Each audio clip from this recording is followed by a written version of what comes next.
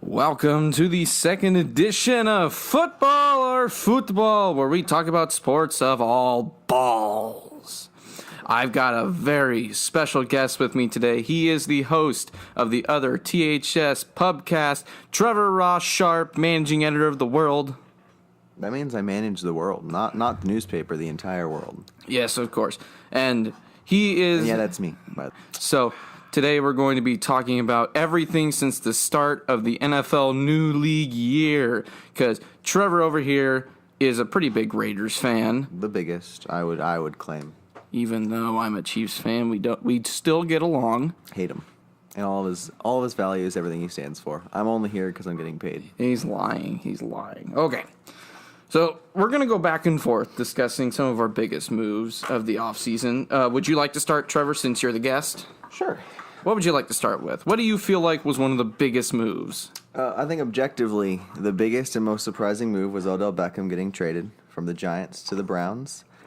The Browns gave up very little, a first-round pick. They gave up that one safety, Jabril Peppers, Jabril Peppers, and I think, is that it in that trade? They traded a third-rounder this year as well. Yeah, okay, but that's nothing for Odell Beckham. Mixing him with Jarvis Landry, with Baker Mayfield, and their offensive line took a tiny hit, but that's a pretty simple Don't forget recovery. Kareem Hunt, too, after 8 games. Kareem Hunt, Nick Chubb. They're a good team, and their defense looks good, too, with Olivier Vernon, and they have Myles Garrett. Yeah. They got Denzel Ward. What are you going to do? They might sign Eric Berry, hopefully not. I think that's the biggest move. I think it's a good move. I don't think I have any strong opinions on it because, the Raiders aren't going to be that impacted by either thing, and I'm a big Raiders fan. That's why I judge most things. But it's huge for the NFL, and so I think it's definitely the biggest move. And it makes the Giants look pitiful. I mean, what are they doing? What do you think about it? Let's go Eli. They're not going to draft a quarterback, are they? Why do I feel like they're not going to draft a quarterback? I think they definitely will. You think they will? I think Dwayne Haskins. I think everybody thinks they will. But Dwayne Haskins is their guy. I mean, the Giants at this rate look like the laughing stocks of the league. They are, Especially since I can't remember their general manager's name defended the Odell trade and Eli Manning, 38-year-old Eli Manning. The rebuild around Eli, right? That's their plan. Yeah. I mean, Eli will probably break his neck before. Nah, he won retired. a Super Bowl. That's all that matters to him. He won apparently. 2 Super Bowls. Shoot, there you go. And hasn't won a single MVP. Has had a few good seasons. Seems like he's barely won a game since. Okay, I'm not going to focus on one specific move, but I feel like this safety position was just completely jumbled this year. You had people like Earl Thomas, Landon Collins, Tyrann Mathieu, Amos, LaMarcus Joyner. You had all these safeties. And I remember when I saw that Collins signed with Washington, that's right. You know, being a Chiefs fan, knowing that we needed a safety, I was devastated. I knew you wanted Landon Collins for the Raiders. Yeah, I think, jump in for a second, looking at the price he went for, I'm actually really happy we didn't sign Landon Collins. He's a good safety. He's a good tackler, good run stuffer. He's not a great coverage guy. I mean, he's had some picks and everything, but he's not one of those guys you can put back there single high and expect to really stop, deep balls.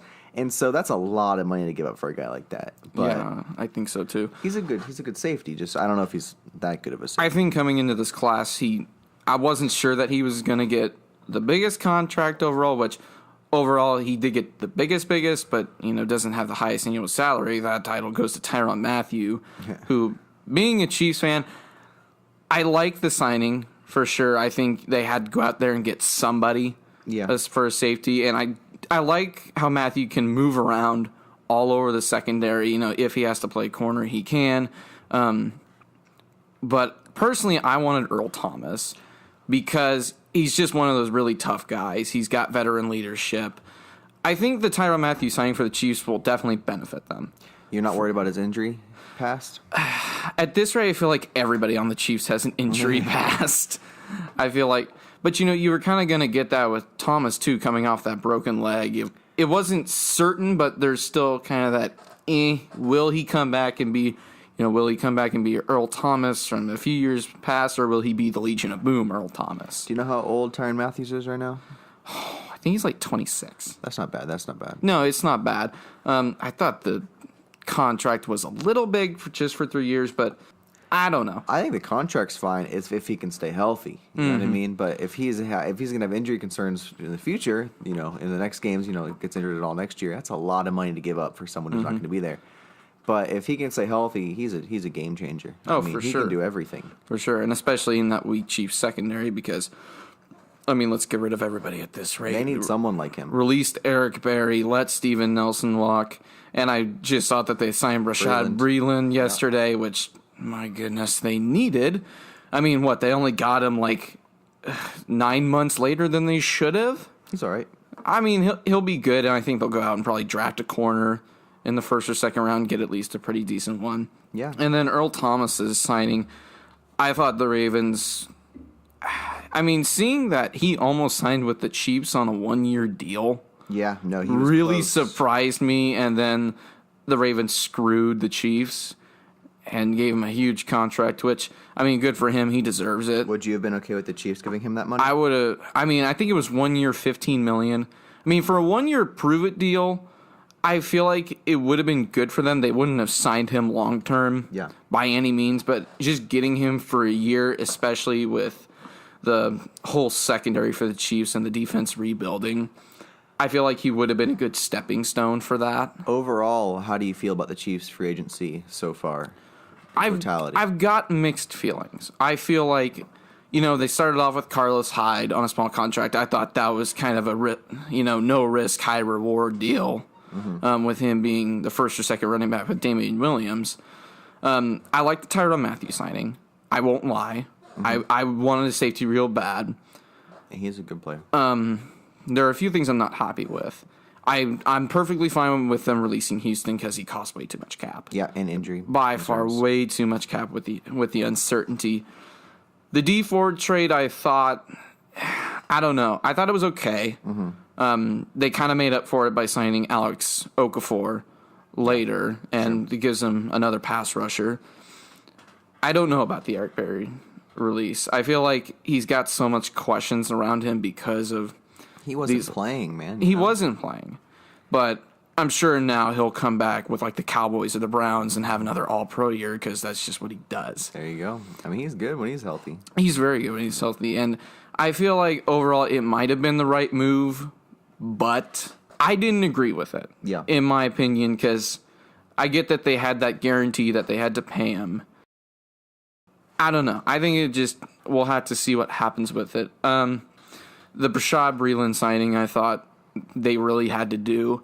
I really was not happy with them when, if probably a week ago, they started talking to Ronald Darby for, a 2-3 year deal.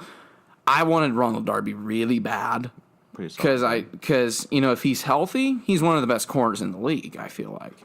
Maybe not the best. Maybe not the best, but he's in that conversation. He's not on a Jalen Ramsey level or anybody like that. But he's solid. But yeah, he's a solid cornerback. And if you were to pair him with somebody like, DeAndre Baker, Byron Murphy coming out of the draft, that's going to be a solid duo. Yep. And then you have Kendall Fuller in the slot. That makes it, a 1-2-3 punch, I feel like. And then with Tyrann Mathieu, you got a solid secondary out of nothing, seemingly. Yeah. But I thought overall they've done pretty well. I feel like they still have a long way to go to, I still feel like they need to go get another edge rusher. Obviously they got Breeland, Speaks, and Okafor now, but I also feel like Speaks may not be ready yet. I'm not sure, but it's hard to tell because he's so young. He's got so much raw talent. Yeah. But it still might take another year or two to develop, especially since they were trying to get him to be somebody like D Ford as an edge rusher. Last year with Sutton and now with Spagnolio, he's got to go back to edge, which I feel like he'll be way more comfortable with, of course. But I don't know. I feel like there's still a lot of holes in that defense. And on the offense, obviously it'll come to see what happens with this Tyreek Hill investigation. It's a big deal. Yeah, it's a huge deal, and I feel like it's hard to say right now what'll happen because there's still so much investigation. Yeah, but if anything does happen, he's probably he's done. He's already gotten the second chance, and I was still stunned when Kareem Hunt got signed. Kareem Hunt, what he did was bad, right? But I think the bigger deal is that he lied to the Chiefs. That's totally the bigger deal. And he didn't hurt her. They were all drunk. That's understandable. People make mistakes. But if you've strangled a woman and now you've broken your child's arm, it's not even you close. You can't have that person on your team, and he's one of the best receivers in the NFL. Oh, yeah. And every single week coming out of a few weeks earlier, and they said he's going to get one of the biggest contracts a receiver has these days. Oh, I would not doubt it. $20 million quarter. So what have you thought of the Raiders offseason? Cult of personality is what John Gruden has. He's done something crazy with us. I mean, Antonio Brown, first of all, huge signing. I mean, huge trade and signing, because that guy, I mean, he's 30 years old, right? But he has the work ethic of no one you'll ever see, and that's all you hear John Gruden and Mike Mayock talking about is his work ethic, and that's what they're trying to build, a team filled with people who love football, right? And that's what Antonio Brown does. Ignore the diva days. He wasn't getting respected by his teammates. He didn't like Ben Roethlisberger. His owner made references to, Are you saying that people don't stuff. like Ben Roethlisberger? No one likes Ben Roethlisberger, okay? And now he seems like he has a great relationship with Derek Carr already. He already has a great relationship with John Gruden. He's ready to work, and he wants to catch what's his name? Best receiver of all time.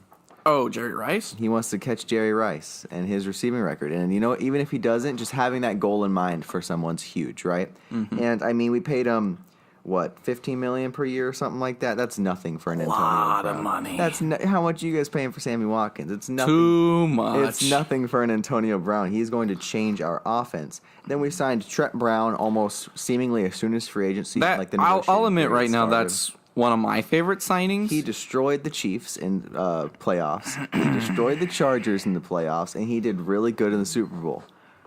That guy, if he can keep consistent at that level, will be one of the best tackles in the league, and he is 25 years old. Nevertheless, if he plays on the left side or the right side of the line, he's going to be great, and that's huge for Derek Carr, who plays best when he has a clean pocket. When he gets pressure, that's when you see his worst moments, and I understand that as a big Derek Carr fan. And I think John Gruden does too, because he talks about that a lot. He's like, if we can keep Derek Carr, in the pocket, we can keep him clean in the pocket, he can make every throw in the books, and that's a huge deal. And then we re-signed Jonathan Hankins. Good deal. That guy's pretty solid. A cool thing about that is the Broncos almost thought they had him in the bag. They were going to give him a 2-year contract. They were giving him more money than we offered him. They're like, oh, we got this guy, a good nose tackle for us. Who wants to play for John Elway? And he comes back, and he decides to sign with the Raiders for less money and a worse contract. That's how much people want to play for us right now. Re-signed Dwayne Harris, good kick returner, and then LaMarcus Joyner. He didn't want to play for the Raiders, right?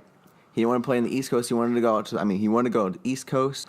He was almost certain, and then the Raiders say, hey, we'll give you a role of playing nickel and safety. And a defense that's versatile will use your tools. And he was like, oh, hell yeah. Well, we're going to play safety, and we're going to play for the Raiders. I love that signing. I think what that does is it allows Carl Joseph to play at his best role.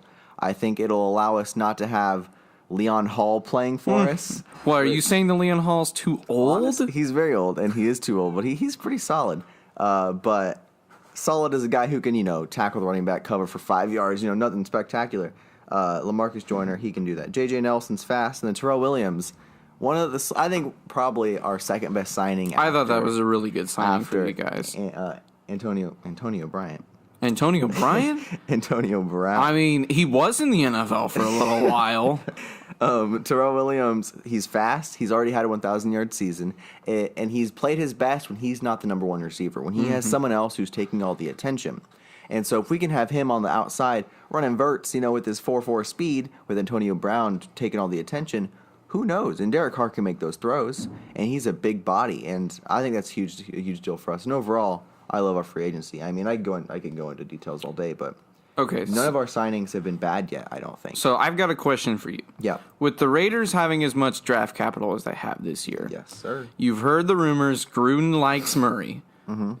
Do you feel like if the move is right, that the Raiders could possibly jump to number one and get Kyler? Do you even see that possible? I am certain we will not draft Kyler Murray. I say this because I've listened to every interview with Mike Mayock, every interview of John Gruden, And why people believe this in the first place is because they're taking quotes and they're slicing them up, basically. I mean, John Gruden's talked good about every quarterback in this draft. He's talked good about Drew Lock. He's talked good about Dwayne Haskins. He's talked good about Kyler Murray. And he's done that with pretty much every draft in the past, even when he wasn't. And for some reason, people think that just because he said there's one good thing about Kyler Murray, we're drafting him number 1 or number 4. And it's like, why aren't they saying the same thing about Dwayne Haskins or Drew Lock? It's pretty meaningless. And then you hear Mike Mayock talking about how a lot of the times teams will overhype late-round valued quarterbacks and get them in the top 5. I think he sees like a trade coming to trade down because teams are going to overhype these quarterbacks, and I think they're too smart. And also, Antonio Brown and Derek Carr already seem to have a huge thing going. Mike Mayock and John Gruden keep talking about how they're going to build around Derek Carr for this offense, at least for the next 2 years, I think. Drafting Kyler Murray, unless somehow he slides to the bottom of the first, which he won't, we're not drafting him. And I think it's silly that people think they are. And I feel like it's one of those things you can discredit any analyst who like puts him at 4 overall in a mock draft or something. It's just silly. But I would be I would be more shocked if the Raiders drafted Kyler Murray than if somehow we, traded up for the first and signed Metcalf. I'd be less shocked if we signed Metcalf 1 overall. If for some reason he were to drop to 4, do you think it'd be possible at that rate? No, I really don't. Okay. We have too many holes on defense right now, and we've already filled most of our holes on offense to sign Kyler Murray. You guys still need a pass rush, by the way. Yes, no, 100%. And that's what this draft is. That's the strength of the draft is the pass rush. I mean, got the edge rushers. There are so many good edge rushers in this draft. Signing Kyler Murray would be throwing away a great opportunity to build an edge rush. Especially with the money you've got invested in Carr at this rate. With in our entire offense, Carr, Brown, and all the guys we've signed this free agency, we have a lot of money. And in our offense, we had one of the highest paid offensive lines in the last few years. I mean, our offense is where our money's at. And this is a draft that we have the ability to get a decent defense going. That's what you do, and that's what we're going to do, and that's what all signs point to, is 3 defensive players. I would not be surprised if 3 defensive players were drafted by the Raiders. Okay, so I think that's really all we've got for this episode of Futbol. Trevor will be back. Oh, yeah. For sure. We're going to do, hopefully, a mock draft special within the next coming weeks, when the draft is only a few days away because we've got bets going. Oh, yeah. And I'm going to win all 3 of them. Sure. Hopefully Murray doesn't get drafted first in my situation. But we'll come back. He is. We'll probably do a few different things. We'll each have individual mock drafts. Yeah. We'll do that. It'll be fun. I don't know. We'll see what happens, but expect a lot of that for sure. So that's all for this episode of Futbol. Thanks for listening. Really appreciate it.